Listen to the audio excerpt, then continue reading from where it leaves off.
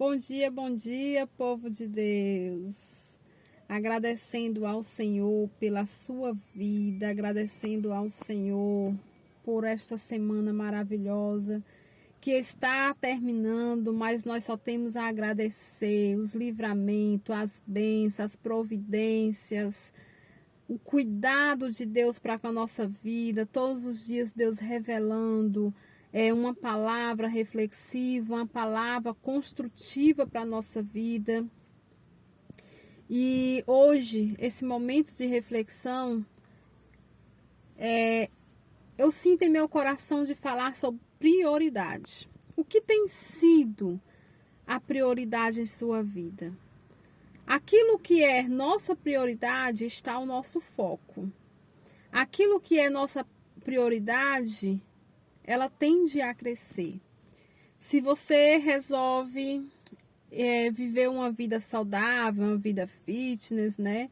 Você vai o quê? Você vai cuidar da sua alimentação, você vai cuidar de exercícios físicos, você vai ter todo esse cuidado. E aí, com o tempo, você vai receber resultado. Com o tempo, você vai começar a perceber que o seu corpo, né, perdeu gorduras, que o seu corpo está mais moldado, porque a sua prioridade, o seu foco foi naquilo dali, na sua saúde, no seu corpo. E às vezes a nossa prioridade, quando a nossa prioridade é no seu casamento, na sua casa, então você começa a investir tempo naquilo dali, você começa a tirar mais tempo para os seus filhos, você começa a tirar mais tempo para o seu esposo. Então aquilo dali se torna a sua prioridade. Então o Senhor, Ele fala ao nosso coração hoje, o que tem sido a tua prioridade? Se nós tirarmos para a nossa vida espiritual, você vai começar a fazer mais jejum, você vai começar a procurar mais lugares que tenha oração, você vai procurar a andar com pessoas que vão te edificar. E tudo isso vai te fazer crescer espiritualmente. Então, aonde estiver a nossa prioridade, vai ser a área do nosso crescimento. Como todos os dias nós precisamos ter um foco para a nossa vida. Todos os dias a gente, hoje eu tenho trabalho, hoje eu tenho que cuidar da casa, hoje eu tenho que fazer isso, né? Mas nunca, quando nós temos um foco, sempre nós tiramos um tempo para se dedicar àquilo dali que você quer. E o Senhor, Ele colocava no meu coração, né? Qual tem sido a nossa prioridade para as coisas do Senhor? Não é virar fanático, entenda. Porque eu vejo muitas pessoas que dizem assim, eu quero crescer espiritualmente, eu quero crescer com Deus, eu quero isso, quero aquilo, né? E você começa a fazer da sua vida espiritual um fanatismo. Você começa a focar tanto na tua vida espiritual que você acaba se tornando um religioso, não um adorador. E você acaba esquecendo às vezes da família, e às vezes o marido, o esposo, não é evangélico, e ele só vê todo dia, o seu testemunho é abandonar a sua casa, não dar atenção aos filhos, não dar atenção a ele, e tá na casa do Senhor, mas muitas vezes ele vê que você, quando sai da casa do Senhor, você está falando da vida dos outros, você está falando da vida do irmão. Ele vê que na casa do Senhor você é aquela mulher santa, mas quando chegou em casa você não aguenta nada, que você explode. Você é uma pessoa que não leva desaforo para casa. Gente, o sol aqui tá incomodando, por isso tá ficando esse claro. Mas vamos aqui, né? Não deixar atrapalhar a nossa reflexão. E aí, qual o exemplo, nosso testemunho que nós temos a dar para ele, né? Para ganhar essa vida para Jesus? Às vezes é os nossos filhos. Na igreja, você é uma mulher que prega uma coisa, que prega amor, que prega compreensão, que prega tanta coisa, mas em casa não pratica nada com os filhos. Os filhos fazem o que querem, porque para você não tem tempo para se dedicar e cuidar dos seus filhos, porque o tempo que você tem que estar dedicado a Deus. Tem muitas coisas em nossa vida que, como tolas ou como falta de conhecimento, a gente acaba errando. Eu aprendi uma coisa, que quando nós queremos, a gente dá conta de tudo. Quando nós queremos, nós mulheres, a gente faz um malabarismo. Então, quando nós queremos, nós damos conta do trabalho, nós damos conta da casa, nós damos conta de ser uma boa mãe, nós damos conta de ser uma boa esposa e nós damos conta de ser uma mulher de Deus. Porque quando nós queremos, pode sobrar 10 minutinhos, mas aqueles 10 minutinhos você vai entregar ao Senhor com sinceridade. Entenda uma coisa, não é quantidade do seu tempo, mas qualidade do seu tempo que você tira para a obra do Senhor. Às vezes você pode estar tirando 2 horas de oração, mas aquela oração é algo tão supérfluo que você está fazendo por obrigação, porque você é uma mulher religiosa. Religiosa é diferente de adoradora, diferente de você amar ao Senhor e gostar de estar na presença dele. Quando é isso, olha, irmãs, eu conto isso porque isso é experiências minhas, eu vivi isso, né? Eu passava de 1 hora de joelho, eu dizia assim, se eu orar muito, eu sou uma mulher de Deus. Só que aquela oração era tão cansativa, era tão enfadonha, porque aquela oração se tornava algo como se fosse uma obrigação minha. E aquilo dali eu falava coisa com coisa, que às vezes eu não sabia nem o que eu estava falando, né? E quando eu comecei a conhecer melhor ao Senhor, eu vi que não era a quantidade de tempo que eu dedicava a Ele, mas sim a qualidade do meu tempo a qual eu apresentava a Ele. E eu entendi que não era por muito falar, mas sim por derramar o meu coração, derramar a minha gratidão diante dele. E eu fui aprendendo com o Senhor que eu posso ser uma grande mulher de Deus em questão de ser adoradora, de me entregar aos pés do Senhor, de ser grata, de querer estar com o Senhor. Quando eu demoro um pouco mais a orar, eu começo a sentir saudade, a saudade de conversar. E essa conversa é com Deus. Eu sinto saudade, eu fico, Senhor, eu tô com tanta saudade de falar contigo.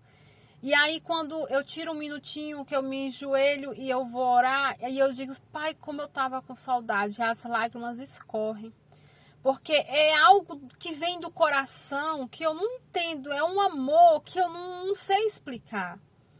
Então, o que o Senhor fala para nós é, onde está a nossa prioridade vai ser o nosso foco. E a nossa prioridade não é quantidade de tempo, mas sim a qualidade. Não adianta, eu já vi muitas pessoas, e eu também já fui assim, de estar na igreja em todo o projeto está na igreja. Amém. O Senhor, ele tem uma obra, ele levanta cada vaso para cada coisa. Mas desde que isso não te atrapalhe em casa, desde que isso não te deixe você deixar de ser uma mãe cuidadora, zeladora, uma mãe que edifica a sua casa, uma mulher sábia. Porque uma mulher sábia, ela não vai deixar a sua casa, a sua família, o seu esposo largado para cuidar de quem está lá fora. Porque quando nós casamos, quando nós temos uma família, quando nós temos filhos, esta obrigação é nossa, de cuidar, de zelar. E ali, agora quando você não tem, você já, vamos supor, você é viúva, ou você não tem um esposo para cuidar, para zelar, você não tem mais filhos que dependam disso de você, você é uma pessoa jovem, aí sim, você pode se dedicar à obra do Senhor. Irmão, você está falando que eu não tenho que fazer nada na casa do Senhor? Eu não estou falando isso. Eu estou falando que você tem que ser sábia e saber administrar o seu tempo. Eu estou falando para você dar um bom testemunho começando de casa. Porque o teu maior ministério é em casa. O teu maior ministério é para os teus vizinhos. O teu maior ministério é para o teu esposo. O teu maior ministério é para os teus filhos. Se eu não edifico a minha casa, se eu não edifico o meu lar, como eu vou edificar lá fora? Como eu vou parar para dar conselhos a pessoas lá fora?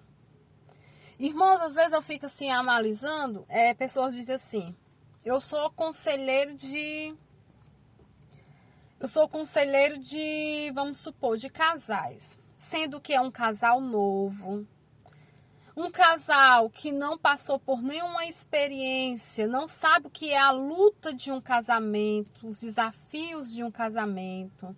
Porque, irmão, a gente só consegue aconselhar aquilo com propriedade quando nós vivemos. Quando nós lutamos para aquilo acontecer, aquilo dar certo. Então, se eu não tenho experiência, se eu nunca passei por problemas no casamento, se eu nunca tive que usar de sabedoria para tentar salvar o meu casamento, como é que eu vou chegar para um casal que está passando com problemas na igreja? Ai, mas eu vou aconselhar à luz da Bíblia. Dentro da luz da Bíblia, ele também conhece a palavra. Eu sei que não vai ser por falta de conhecimento, porque ele conhece que deve honrar, que deve fazer isso, fazer aquilo. E só o que a gente vê na igreja, né? E dentro de casa eu sou uma coisa e lá fora eu sou outra. Na igreja eu sou uma coisa e dentro de casa eu sou outra. Irmãos, eu vivi um casamento, a qual o meu casamento para a igreja eu era perfeita. Para a igreja o meu casamento era perfeito. Mas quando saía ali da igreja, nem se falar eu me falava com meu esposo. Porque ele me desprezava. Ele me desprezava e por muito tempo eu sofri muito. Aquele desprezo me doía, me corroía. E para a igreja ele era o cara. Mas quando chegava em casa, a primeira coisa que ele fazia, tirava a capa da igreja, né, aquela roupa social da igreja, botava um shortinho e ia jogar. Ia jogar no celular jogos demoníacos. E virava as costas para mim, não falava comigo. E eu passei anos sofrendo esse desprezo. Mas, por tanto lutar e, portanto, pensar o que as pessoas iam me dizer, iam falar de mim, que eu acabava desprezando também, né? Eu tentei, não deu certo. Acabava desprezando também para poder não sofrer tanto. E até que um dia, né, chegou o fim, né, houve algumas coisas, algumas situações muito dolorosas, que não tinha mais como continuar. E eu sofria muito. Eu sofria mais com medo do que a igreja ia falar de mim. E quando foi um dia, Deus falou para mim. Deus usou uma pessoa que não me conhecia, não conhecia o que eu estava passando. Foi o próprio Deus que falou através daquele jovem. E ele perguntou para mim: mulher, Deus te ama tanto, e por que tu tanto choras? Perguntando a Deus por que Deus permitiu que acontecesse isso. Mulher, Deus te ama tanto, que o que Deus fez na tua vida, quem Deus tirou da tua vida, é livramento. Foi o livramento e o cuidado de Deus para contigo. Irmãs, e ali eu me derretia. Eu me derretia em lágrimas, porque ali tinha sido a resposta que eu precisava. Aquilo dali foi como lavasse a minha alma, tirasse a culpa de cima de mim. E a partir daquele momento foi o divisor de água na minha vida. É tanto que já faz o quê? Quase 7 anos e eu lembro de cada detalhe, a forma, o gesto daquele homem falar comigo. Porque aquilo dali foi assim, dividiu a minha vida. A partir daquele momento, daquela resposta do Senhor, eu comecei a viver algo novo. E eu comecei a entender o amor deste Deus a qual eu sirvo. Que este amor dele não é julgador. Esse amor dele não é escravidão. Este amor dele é lindo e ele cuida da gente. E a partir dali eu comecei uma nova história com o Senhor. E fui aprendendo mais e mais com o Senhor. E hoje, quando eu vejo muitas mulheres agindo de forma que não é uma forma prudente, não é uma forma sábia, né?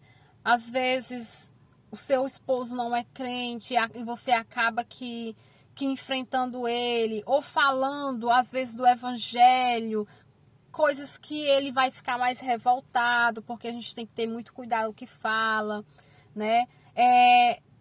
Você não dando um bom testemunho para ele como uma mulher de Deus. Então, se ele não te ver transformada, como é que ele vai querer ser transformado por esse Deus? Como é que ele vai querer ter essa paz dentro de casa, se quando ele chega em casa é só guerra? Então, o seu lar tem que ser um lugar de paz. Você, se Deus te escolheu como coluna, você deve ser a coluna da sua família, o exemplo da sua família. Não é fácil, eu sei que não é. E nós não somos nós não somos de ferro, mas nós temos uma armadura. Que essa armadura, ela é o nosso Deus. Então, que você venha refletir. Eu direciono um projeto sobre os mandados, as ordens do Senhor, né? Que esse projeto se chama Mulheres Florescendo na Presença do Senhor. E esse projeto, irmãs, às vezes podem até julgar muito esse projeto. Mas esse projeto nasceu do coração de Deus. Esse projeto, ele é um projeto que Deus, ele foi revelando. Não foi revelando só a mim, mas foi revelando a cada um dos irmãos que eram usados para falar desse projeto para mim, né? Eu me lembro que eu orava, quando eu me ajoelhava para orar, que eu colocava a minha face no chão, Deus começava a passar todo o plano do projeto para mim, como se eu estivesse lendo ali tudo que era para mim fazer. E só que eu não queria aceitar aquilo porque é espinhoso. E esse projeto, irmãs, ele visa justamente isso, edificar mulheres feridas. Sarar mulheres que são feridas, ou então ensinar a mulheres que aprenderam de uma forma errada, né? Ensinar as mulheres a ter uma intimidade com Deus, porque não é, amadas, não é questão de tempo que eu me dedico para Deus, não é questão de anos que eu sirvo a Deus, não é questão de estar enfiada em tudo dentro da igreja, mas é questão de ter sabedoria e essência de Deus na nossa alma. É questão de ter a presença do Senhor na nossa vida. É a presença. De você ir adorar o Senhor porque você quer estar cheia do Espírito Santo e você quer entregar o melhor para Deus. Mas sem isso, deixar de você ser uma boa mãe, uma boa esposa, uma boa cuidadora do teu lar. Como é que eu vou limpar a casa do Senhor, deixar a casa do Senhor um brinco, se a minha casa é um chiqueiro? Então, o meu maior exemplo tem que ser dentro do meu lar. Até porque eu aprendi uma coisa. Um pastor, ele prega assim, ó. que o pastor Josué Gonçalves, ele fala muito da área do casamento, ele tem esse ministério. E eu gosto de escutar ele. E ele diz assim, ó, aonde existe a limpeza, né? O profeta Vicente Iracete também ele fala muito isso. Aonde existe o Espírito Santo, existe a organização, existe a limpeza. O Espírito Santo, ele não habita em um lugar sujo, um lugar desorganizado. E eu aprendi isso. Sabe como é que eu aprendi? Eu aprendi prestando atenção na minha vida. Eu comecei a prestar atenção na minha vivência.